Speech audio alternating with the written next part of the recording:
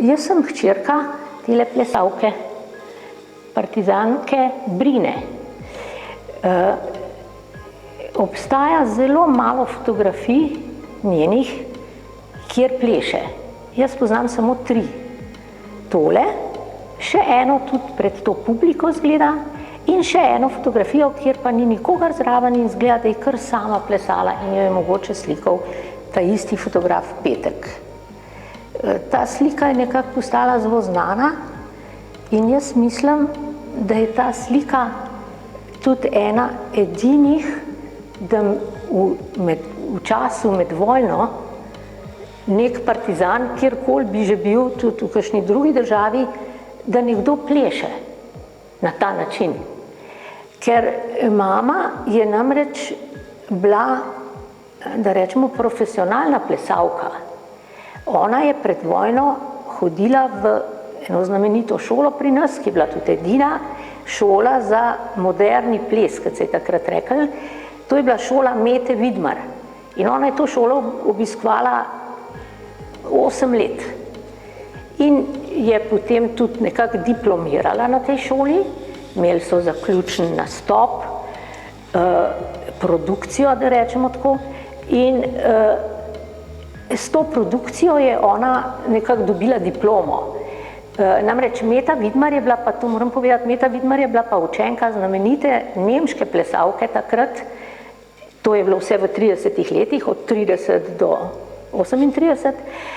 Je bila pa plesalka te znamenite nemške plesalke, ki se je rekel Mary Wigman. In ta stil in ta način malo ekspresionističnega plesa, bi se rekla za tisto obdobje, je ona potem učila v Ljubljani in je od te Mary Wigman tudi dobila to dovoljenje, da je sploh lahko šolo odprla in tudi ta ples na ta način učila.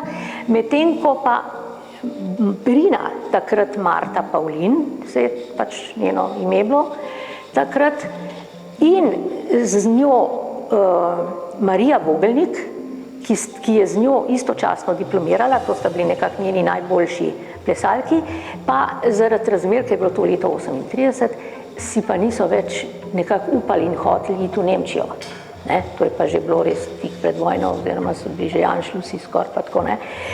Tako da je pa potem mama, seveda, ko je pa po koncu te šole, ona je bila sicer v službi na radiju, ne vemo čisto, kaj je počela, ampak ona je bila ves ta čas v službi na radiju, tam je imela neko plačo, zaradi tega je potem lahko to šolo Metino plačevala, ker je bilo pač treba to plačati, in je potem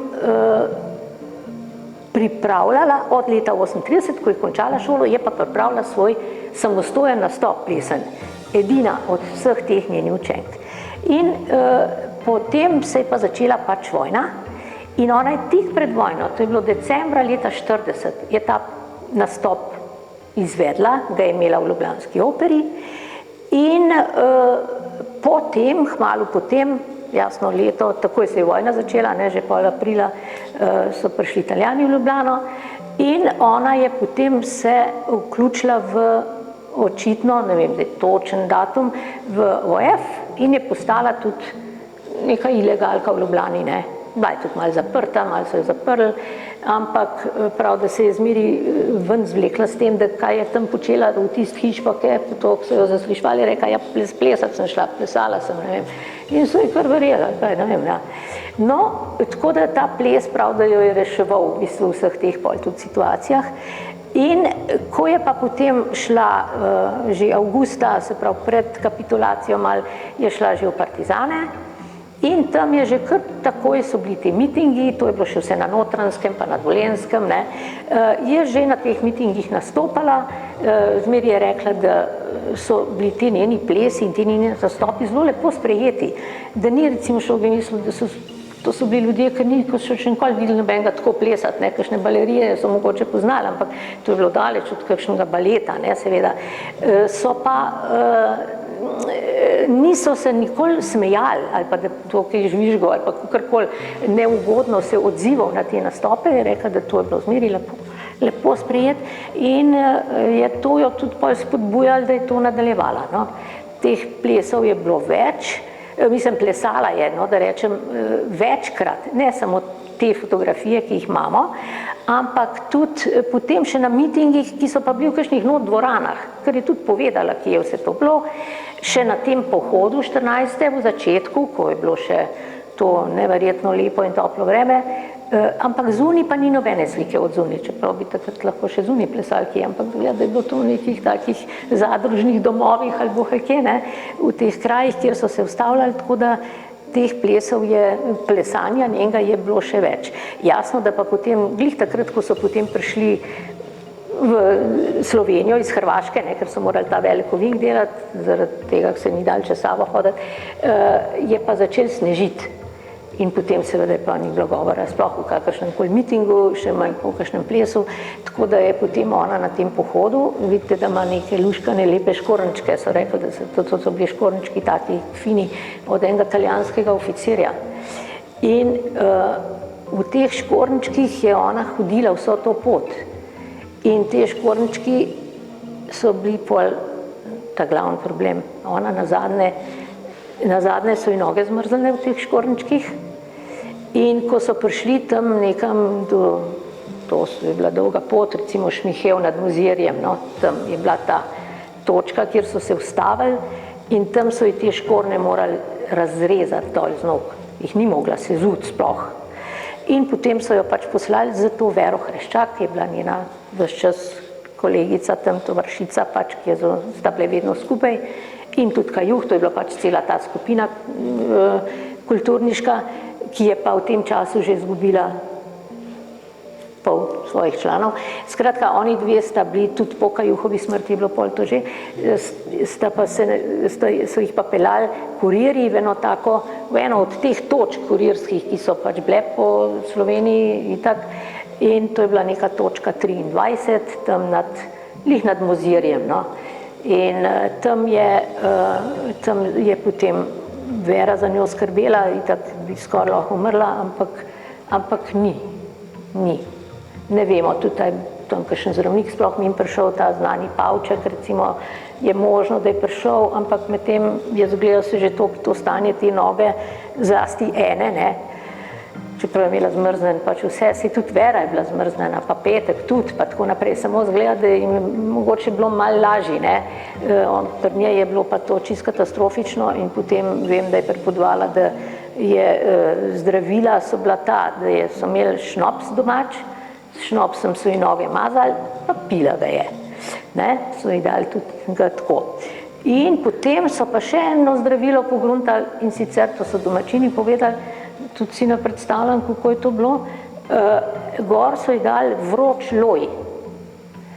In ta loj je menda naredil tak filter, pa šnops je bil razkužilo, skratka, ona ni dobila gangrene, ker če bi imela gangreno, ne, bi pač nogo odrezali. No, hvala Bogu, to ji niso, je pa zelo dolgo trajalo, da se je bolj malo vzpostavila in šla potem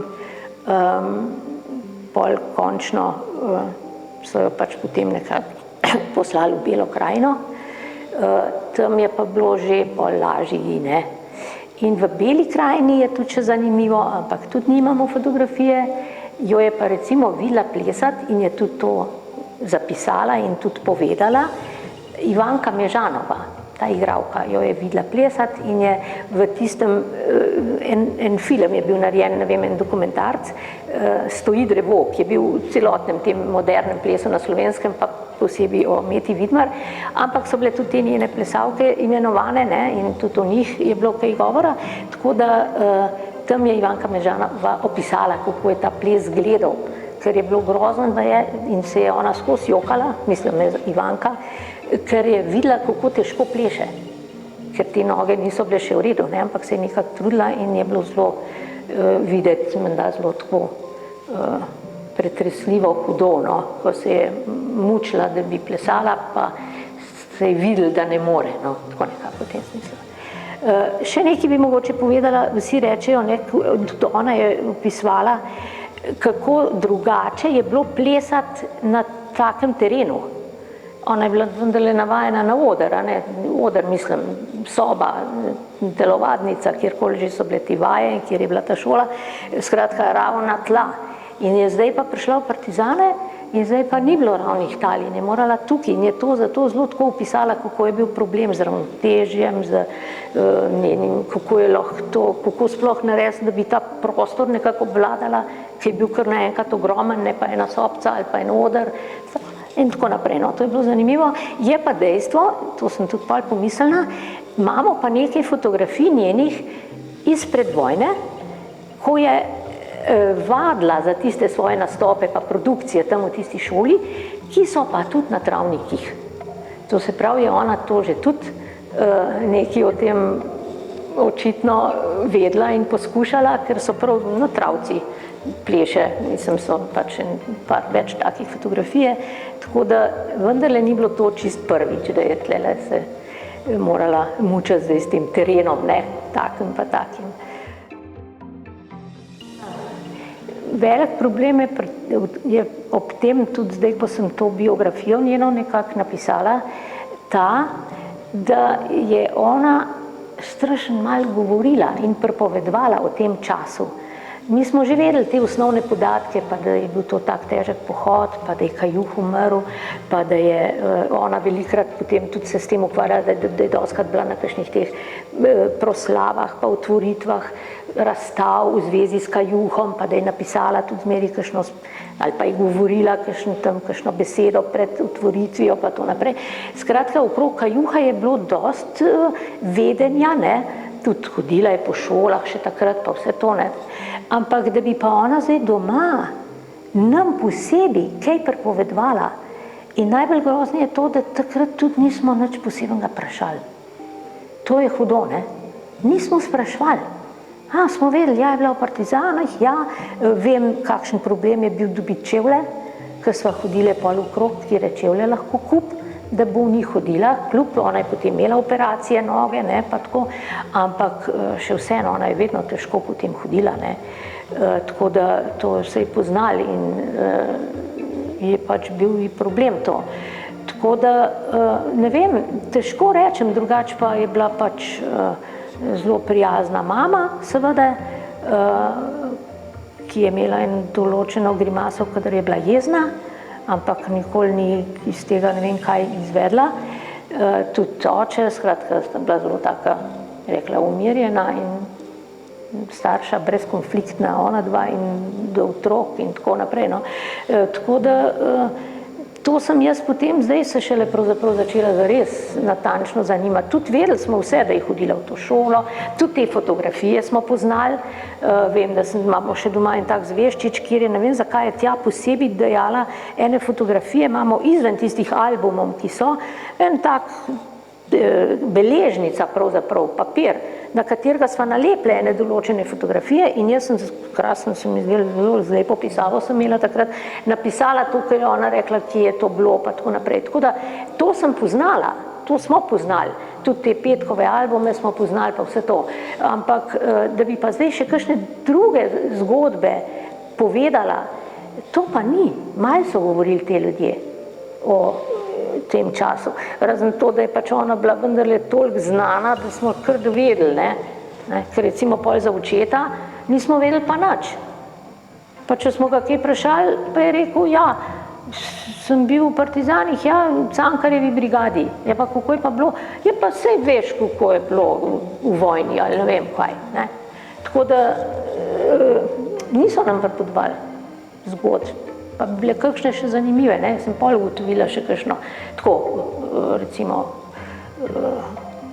kaj vem, tam na začetku je bila ena taka, ko sem šele pol se je skazali, da so se še takrat, če se pravi, kakšne 14 dni potem, ko je prišla v partizane, čisto na začetku, da so bili v Cerknici, kjer bi tudi ne imeli, ali pa so sploh imeli tak miting, potem so se pa spravili ven pozovc, zakaj lih tja, pa lih te, v bistvu ta kulturniška, potem so pa zgubili zvezo z ostalimi in so tam bili, Nemci so pa udrli v to Cerknico in so okrog iskali ljudi seveda in te partizane in te so tam se skrivali in k sreči tam in ben gledal, ampak recimo, da pa eno tako zgodbo, ki je bila napeta, ne, čez 14 dni bila že mrtva, ne, pa ni nikoli povedala, ne, nikoli. Tam je pol tudi svoje stvari, ki jih je imela iz Ljubljane, ene blokce, pa ene pesmi, ki je sabo vzela, recimo, pa je tam v tisti senik skrila. Pa osebne dokumente so takrat skrili, ki so jih še imeli iz Ljubljane, so to nekam skrili, pa so pa šli naprej, pa je pozabila, pa tistega ni več, In tako, recimo, ampak takih stvari ni povedala, da, ne vem, ali se je, ker če nam bi tako takim tako prepodvala, veš, kaj je bilo to, pa taka zgodba, pa lep Madonca, skoraj bi preč prišli, pa to, pa niso, otrok pa ne ve vprašati, ali pa tak mladostnik, pa veš, da bi vprašal, ti ne pride na misel, Tako da sicer je pa še ena njena taka, tlele sicer se ne vidi, ampak na tisti sliki, kjer sedijo okrog drevesa, ta kulturniška skupina, da je imela vedno kakšno rožico kje. In to je hecen, to sem pa prav gledala po fotografijah, tam jo ima, pa pred vojno jo ima, ki je fotografov šla, pa ima eno rožico v rok, pa tako. In ona se je dejansko potem zanimala zmeri za rože. In je postala tak amaterski botanik. In je vse poznala in pol, kamorkoli smo šli, je nas učila, tako da to še znam, recimo od teh rož. Oče je pa fotografiral te rože, tako da smo imeli pol cele diapozitivi so bili takrat, recimo, tako da smo to smo počeli in zelo veliko, človek bi mislil, da so imeli dosti hoje, ampak mi smo na zelo veliko izletov hodili, zelo pogosto na izlete, takole okrog po Sloveniji, seveda, pa ne, da bi plezali, to nismo, ampak tako vse sorte, veliko smo poznali, pa po teh Hočah, pa šli smo na počitnice v Logarsko, pa smo tam okrog hodili, pa tako. Skratka, to je bila ena taka stvar, ki sta jo oba strašno rada počela in to smo, dokler smo bili otroci in so sploh otroci hoteli hoditi na izlete, smo hodili veliko. Tako da to je bila še ena taka. Ta botanika, recimo, je bila priljubljena, to je rada počela.